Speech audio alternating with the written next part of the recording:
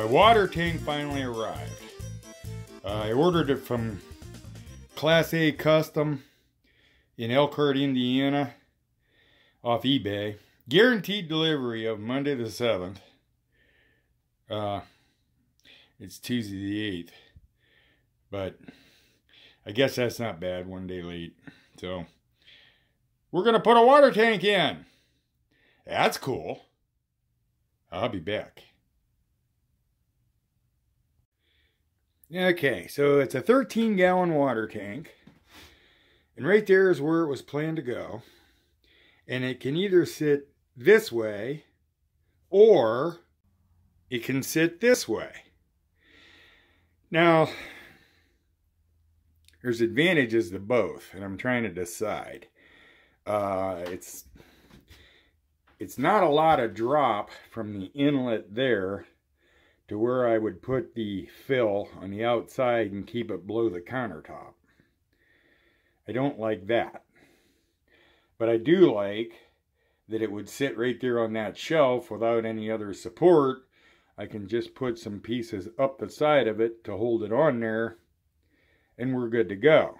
I like that. And it gives me more storage space down in here beside the tank. I like that a lot. It's more out of the road there.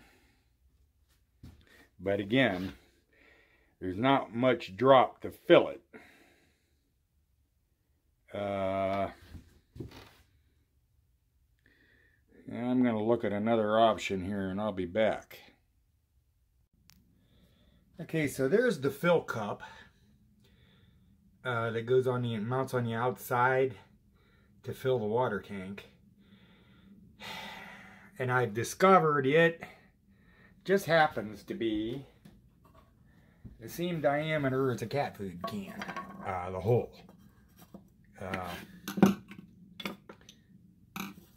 If you, wait a minute here.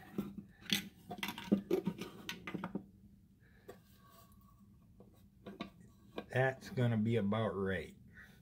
So what I looked at was, could I raise the filler cap a little bit to help gravity get the water into the tank better? Could I come up into this a little bit?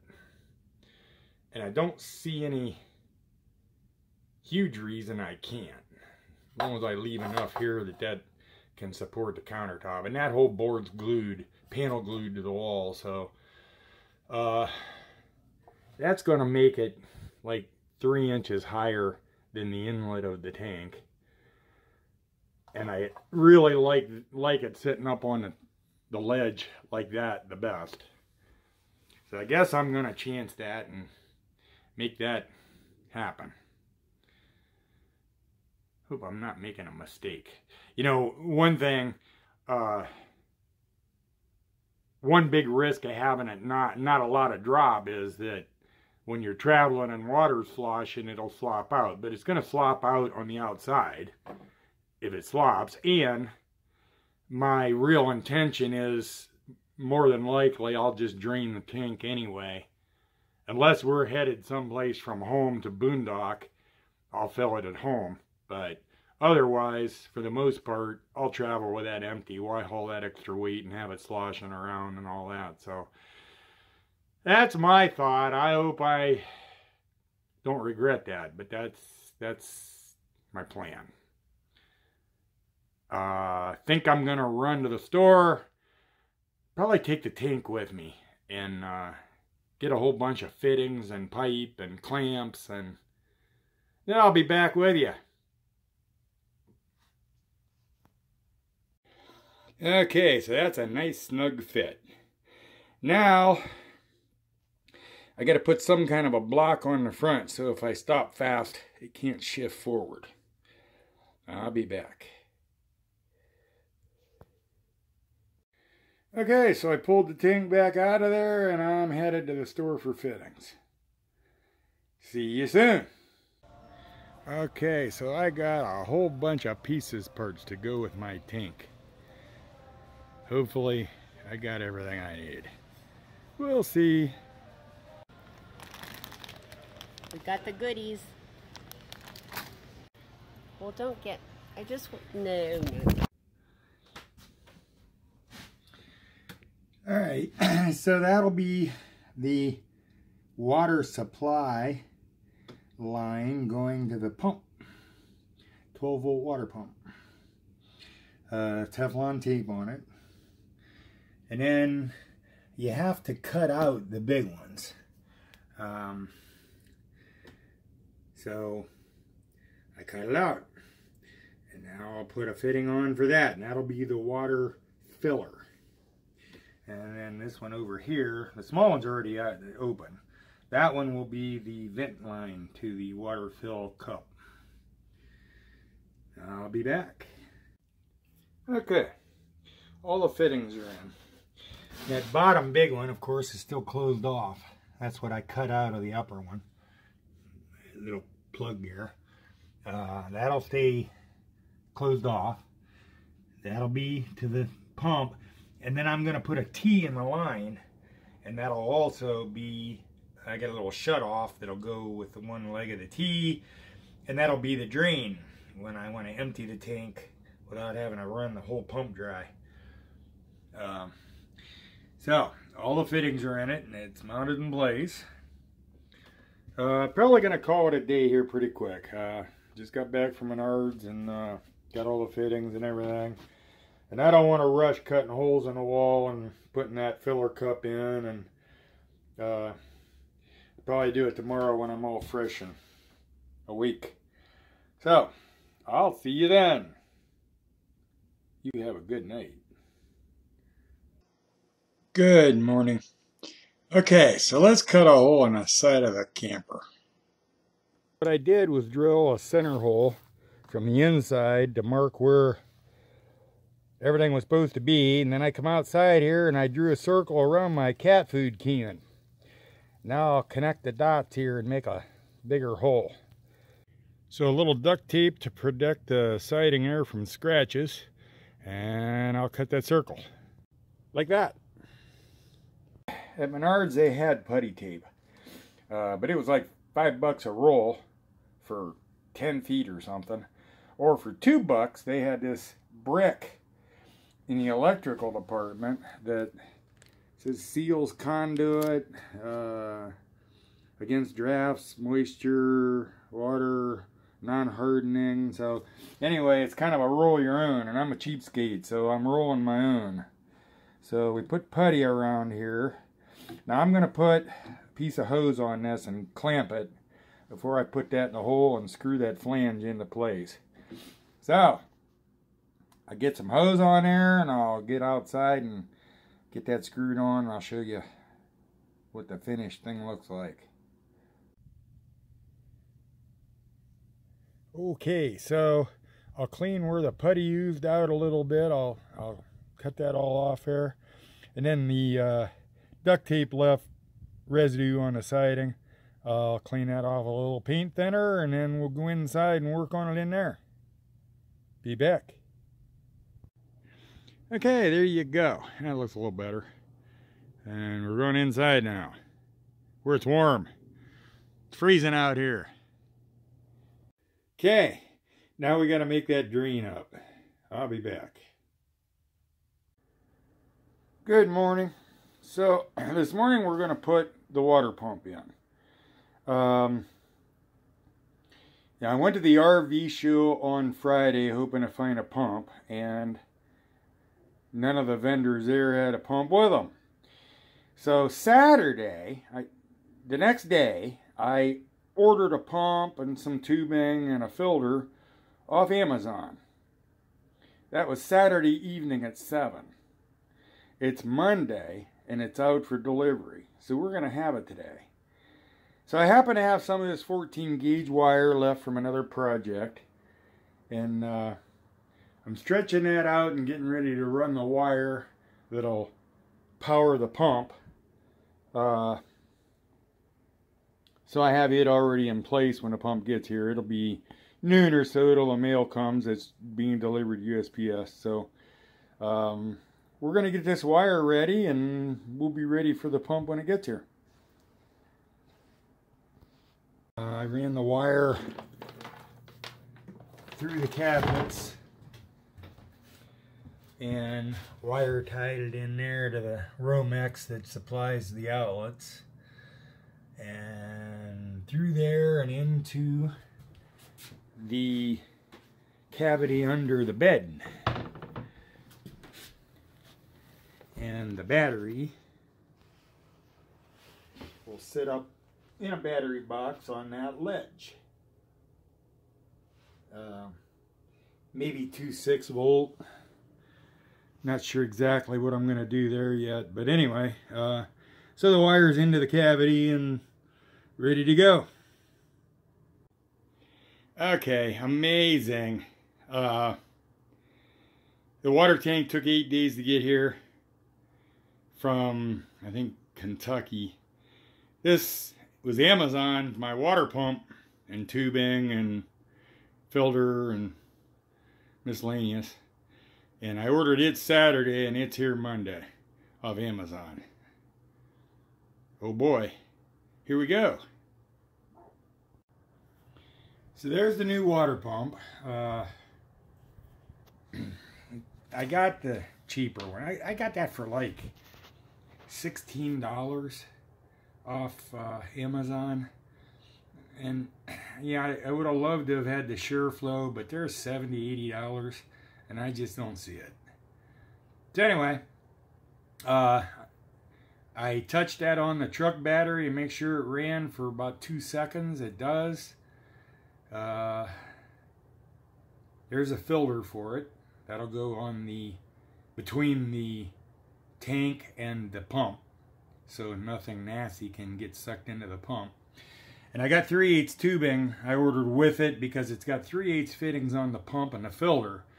The tubing I had over there and what I've been using is 1/2 inch. So I'm going to have to run to the store and get a 1/2 inch to 3/8 inch reducer.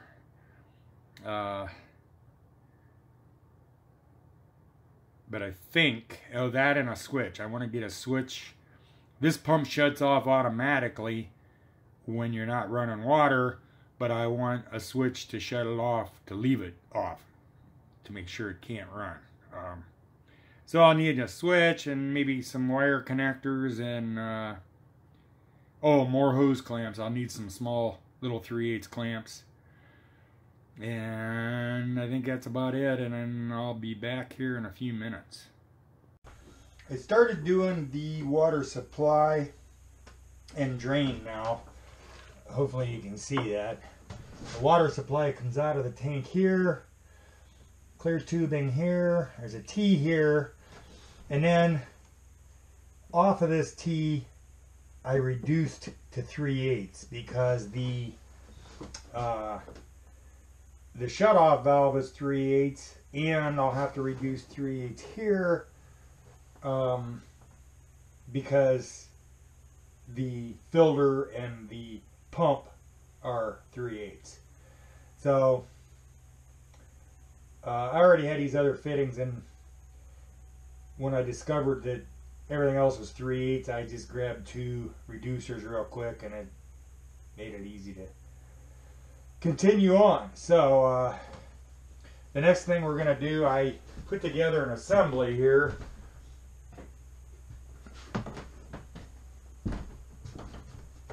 It has the shut-off valve and the tubing to get down through the floor for the tank drain. I gotta grab a clamp.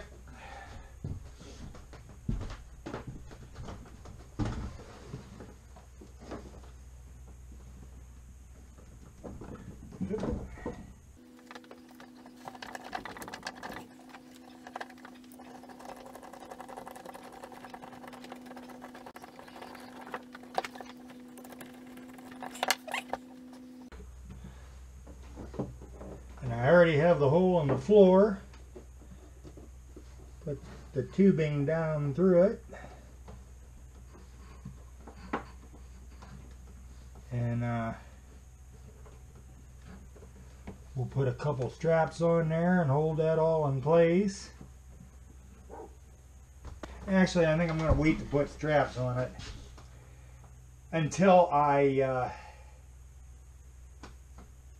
get the rest of the pipe in place. Make it easier.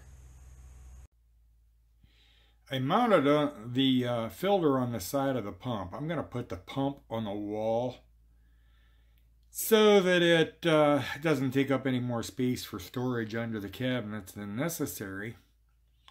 And it occurred to me, ooh, wait a minute, I hope I put that on the input side. So I looked everywhere, and it's not marked. Flow direction, in, out, nothing. So I hope it either doesn't matter or I've got it right, but I don't know how I can tell. I actually looked at a picture of one I took at the RV show, but it was a SureFlow, and it has the filter and the input on this side. So I hope it's the same. There's the water hookup. So let's see. The water supply is here. Goes through this T over here, through the filter, and into the pump. And then it'll come out the other side of the pump and up to the faucet. And then the T comes across to a valve, which will be shut off normally. But to drain the tank, open the valve, and it drains down through the floor outside. The only thing left to do, I got to hook up the electrical now, and I think I'm going to call it a night and do that tomorrow. I got a bunch of homestead stuff I got to take care of. I got frozen chicken water, I got firewood to get in, so I'm going to call it a night here and hook the electrical up tomorrow, and I'll see you then. Good morning. So this morning we're going to hook the electrical up for that water pump. And I bought a switch and a blank box cover. I'm not worried about having a box because it's all 12 volt. And I looked at switch panels. Had a boat supply place locally here, and they had a switch panel for 40 bucks, and for like RVs or boats. Well, as I've said before, I'm a cheapskate, so I did it this way. So I'm going to put the switch on the end of the cabinets here, someplace like in there. So the switch will be, like back in there out of the way someplace where it won't get bumped or hit. And I forgot to get a fuse, an inline fuse. So there's a Napa, it's like a mile from here. I'm going to run there and just get a inline fuse holder, and then we'll start this project. So I'll be back in 20 minutes. Here's what I'm talking about for the outlet cover. And there's the switch I got. So I'm going to drill a hole in this plate when I get back and put that switch in it, and we'll go from there. I'll be right back. Okay. Poof. Just like that, I'm back. I got a fuse holder and a 10 amp fuse. I'm using number 14 wire, which is good for 15 amp. So that ought to be good.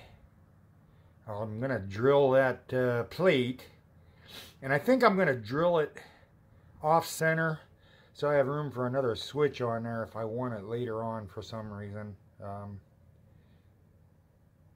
You just never know.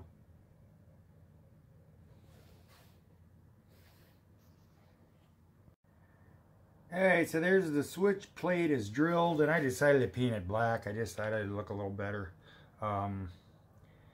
That was a bear to drill because it's stainless, so I drilled a series of holes, pilot holes, and got it bigger and bigger till finally the switch fit in it.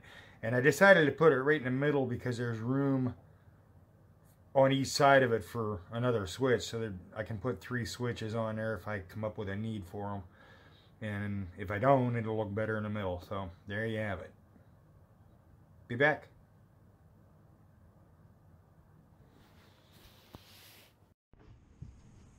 Okay, so first thing we need to do is split the red wire, the hot wire, at the switch. So I'm going to pull this back out of here.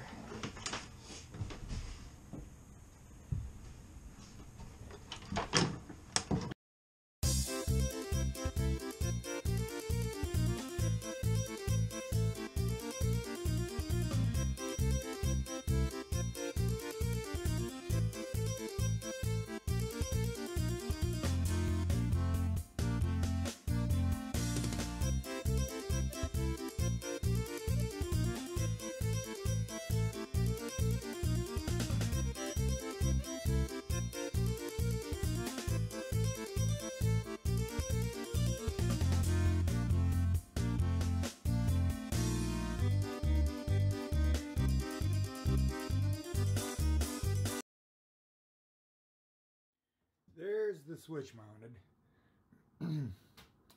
And because there's no box, I couldn't use the regular screws that come with the plate.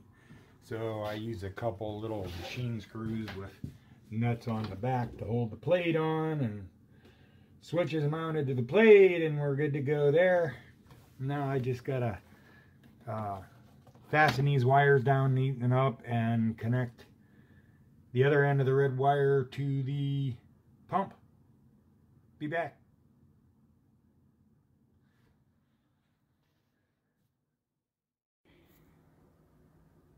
There's the water system almost complete. The water supply tank, water fill to the outside, vent line to let air out of the tank when the water's coming in. Water supply comes over to a T and to a valve, and when the valve's open, that drains through the floor and outside to drain the tank when you want to travel and don't need the water when you get there. And also drain it for winter. So with the valve off, the water goes through here. It goes through a filter into the pump and into the pipe that will go up to the faucet. Electrical, we'll start back the other end. Under the bed will be the battery box with battery or batteries. Positive and ground wire come through the cabinets. I made a cover for this, and I'll get it here in a minute and show you that. Oh, and I use this hair dryer to warm the end of the hose to get it onto the fittings where they were real tight. That come in handy. So anyway, so the both positive and ground wire come through here and up to the switch, through a fuse block, and then up to the switch. The negative doesn't, but the positive does. Then the positive comes back down, positive and negative continue, and are tied into the water pump right here. So, with the exception of a battery for the power, and the countertop, sink, and faucet, that's the system. Thanks for watching. I'll see you next week. We're going to do a countertop and sink, I hope.